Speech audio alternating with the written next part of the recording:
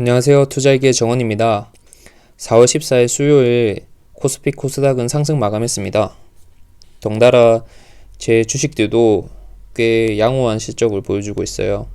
특히나 대한약품, 테라젠 이텍스 같이 이제 바이오 의약품 관련 회사들이 좀 많이 오른 감이 있고요. 나머지 회사들은 꽤나 준수한 성적을 보여주고 있습니다. 물론 내린 종목도 있지만 저는 워낙 분산을 해놓은 편이라서 수익률은 오늘도 이렇습니다. 그래서 평가손익은 810만원 정도 되죠. 20.2%. 많이 올라왔어요. 제가 처음에 영상 시작할 때 10%대였는데 그새 코스피 코스닥이 지수가 더 오르고 그래서 그런지 같이 영향을 받아서 오른 것 같습니다. 하지만 이제 코스피 코스닥 지수에 좀 영향을 받지 않는 종목을 어떻게 하면 발굴할 수 있을까에 대해서 저는 고민을 많이 하는 편입니다. 그래서 금호건설,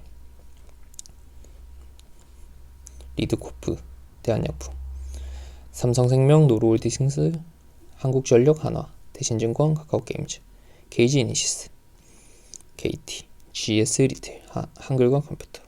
제가 가지고 있는 종목은 이렇고요. 수익률은 보시다시피 이렇게 꽤나 준수한 상태로 유지하고 있습니다. 그리고 제가 이번에 그 금호건설로 바뀐 이 금호산업으로부터 배당금을 받았어요. 51만 6천원. 요거를 이제 아시아나항공에 물타기를 했습니다. 오늘 뉴스에 보니까 아무래도 백신이 전부 다 접종이 되고 효과를 발휘하기까지의 뭐 4, 5년까지 걸릴 수도 있다라는 얘기가 있긴 한데 뭐 그런 얘기가 나왔다는 건 최대의 악재가 나오지 않았나. 그러나 이제 뭐 유상증자를 통한 또 재무구조 개선이 또 필요하다는 몇몇 사람들의 얘기가 있더라고요. 뭐 그게 있더라도 좀 버텨나갈 생각입니다. 지금의 제 생각으로는. 그래서 오늘도 추가 매수를 하게 됐습니다. 그래서 목표 금액 4억 원.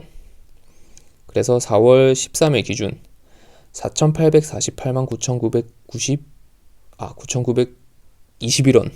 진행률 12.122%. 4월 9일 기준으로 한 0.1%가 증가한 금액을 보여주고 있습니다. 그래서 이제 제 오늘의 주제를 들어가기 전에 일단 제 종목들 뉴스가 뭐가 났나 보고요. 한번 들어가도록 하겠습니다. 디지털 헬스 패스 도입 추진. 뭐 하는 게 많네요. KT는 하나, KTNG. 딱히 뭐 끌리는 뉴스 제목이 없습니다. 삼성생명, 금호건설.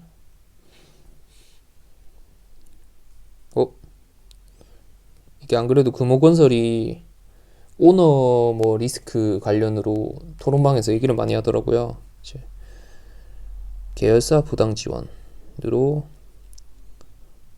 전 회장을 소환할 방침이다.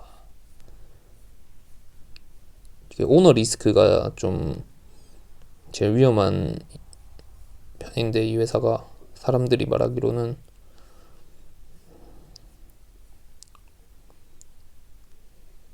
과징금 320억 부과, 고발 조치. 박 전 회장이 계속 여기 영향력을 유지할까요? 잘 모르겠네요. 이왕이면 좀 능력 있고 괜찮은 인재가 이끌어줬으면 좋겠습니다. GS페이 출시. 요즘 페이가 너무 많은 것 같아요. 뭐 저도 휴대폰에만 깔려있는 페이가 몇 개인지 모르겠지만 뭐 이게 잘 될까요? GS페이 출시. GS 칼텍스.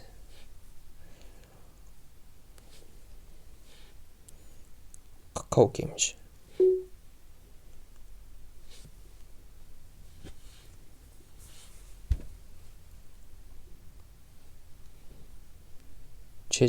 최대 주주 변경.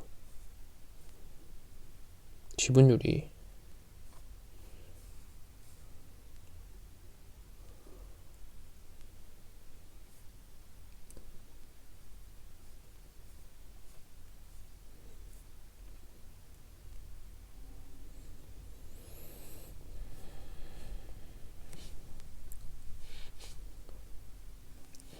그렇고요.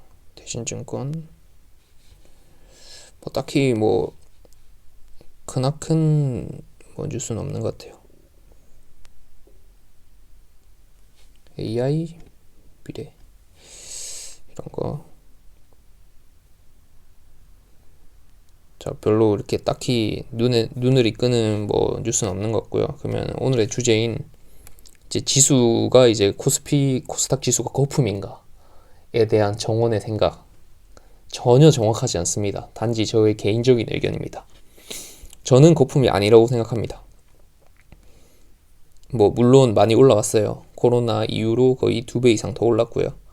하지만 저는 더 갈 수 있다고 보고 지금 제가 가진 현금을 다 투자하고 있는데요. 만약에 그래도 난 불안하다 하시는 분들은 사실 투자를 안 하는 게 맞죠.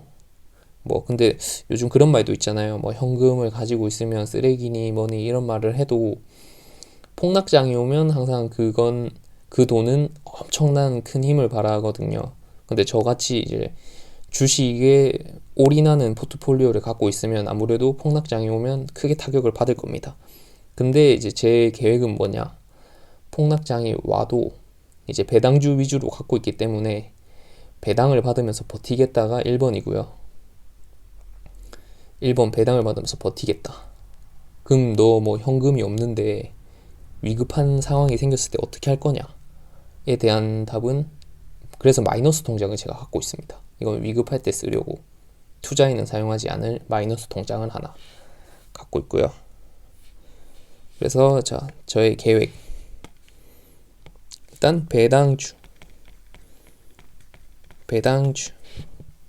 2번 마이너스 통장, 그리고 정원은